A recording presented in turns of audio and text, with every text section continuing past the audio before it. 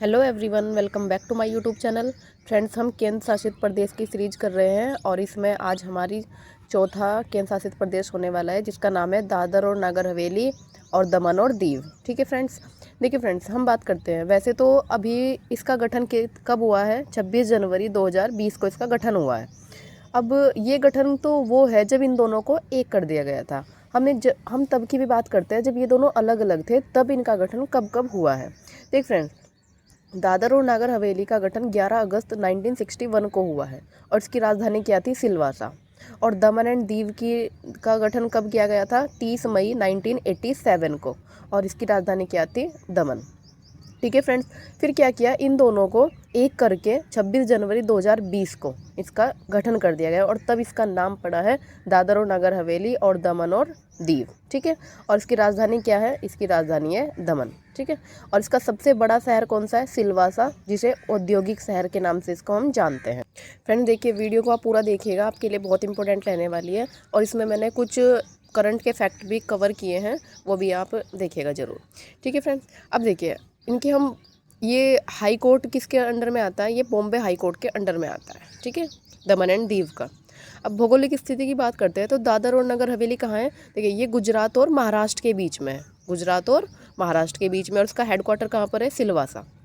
और दमन और दीव में हम बात करते हैं कि दमन कहाँ पर है? गुजरात के दक्षिणी तट पर। ठीक है फ्रेंड्स, जैसे ये इस साइड गुजरात है ना, तो गुजरात के दक्षिणी दीव तट पर है। और दीव कहाँ है? गुजरात के काठियावाड़ के प्रायद्वीप के तट पर। ठीक है, इधर।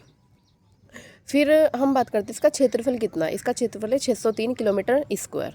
अब देखिए फ्रेंड्स, ये ना, क्योंकि हमारा देश तो 1947 में आज़ाद हो गया था, बट आप देख रहे हो कि ये 1961 1987 तब इनका गठन हो रहा है। तो ये ना पहले पुर्तगालियों के अधीन थे।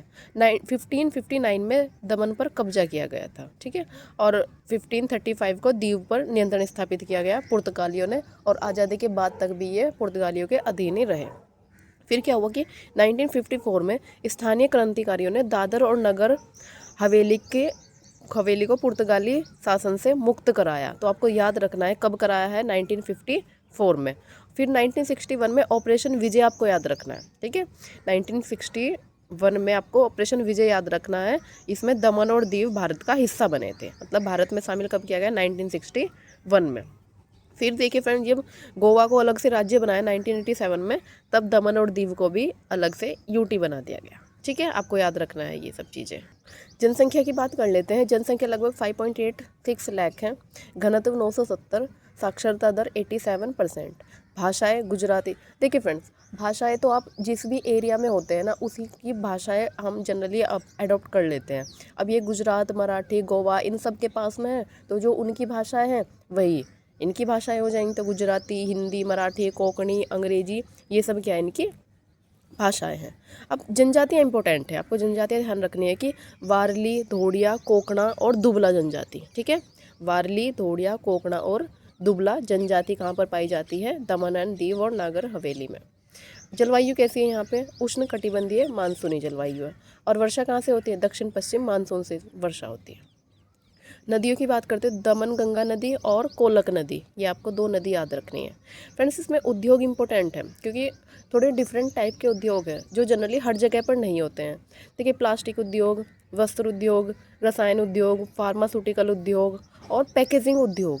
ठीक है, ये कहाँ पे होते हैं? दमन एंड दीव और नागर हवेली। प्रमुख औद्योगिक केंद्र कौन सा है? सिलवासा। ठीक है, अब पर्यटन स्थलों के बारे में बात करते हैं।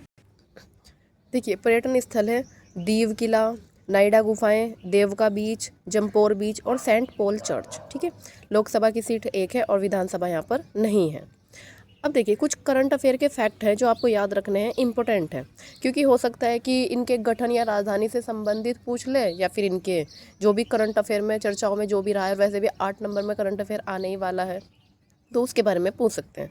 देखिए, 2026-27 के लिए Saraswati Vidya Yojana scholarship for girls student. ठीक है, Saraswati Vidya Yojana scholarship for girls student के आवेदन स्टार्ट हुए हैं वर्ष 2026-27 के लिए। आपसे पूछ सकते हैं कि Saraswati Vidya Yojana scholarship for girls student programme किसके लिए स्टार्ट हुआ है? ये हुआ है दमन एंड दीव और दादर और नागर हवेली के लिए। अब देखिए, दादर और नागर हवेली के वेलुगम गांव में नए औद्योगिक क्षेत्र के विकास के लिए भूमि एक्वायर की गई है। आपको गांव ध्यान रखना है, वेलुगम गांव। आपसे पूछ सकते हैं कि वेलुगम गांव किससे संबंधित है, ठीक है। फिर जून 2026 में स्कूलों, कॉलेजों और सरकारी अस्पतालों के 100 मीटर के दायरे में तंबाकू बिक्री पर प्रतिबंध लगाने का आदेश दिया है। ये फैक्ट आपको याद रखना है, बहुत इंपॉर्टेंट है और अभी जून 2026 में ही हुआ है। स्कूलों, कॉलेजों और सरकारी अस्पतालों के 100 मीटर के दायरे में तंबाकू बिक्री पर बैन लगाने के आदेश दिए गए हैं। और एक और इम्पोर्टेंट है कि मलेरिया व डेंगू नियंत्रण अभियान शुरू किया गया है। कहाँ पर? दादरा और नागर हवेली और दमन और दीव पर।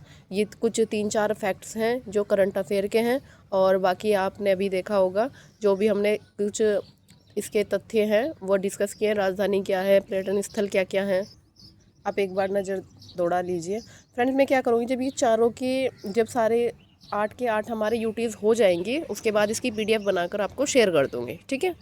देखिए, इससे पहले हमने पुद्दुचेरी को किया था, लेकिन हमने इसमें इसके जो भी करंट के फैक्ट है वो डिस्कस नहीं किए हैं, तो आज इसी वीडियो में हम उसके करंट के फैक्ट भी डिस्कस करते हैं।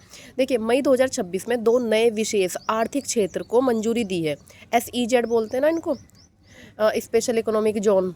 ये मई 2026 में मंजूरी दी है और भारत का पहला शहरी स्थानीय निकाय द्वारा विकसित किया जाएगा। और स्थानीय निकाय कौन सा? मतलब नगर पालिका द्वारा विकसित किए जाएंगे ये, ठीक है। पहली बार ऐसा है, तो भारत का फर्स्ट है, इसलिए याद रखना है आपको।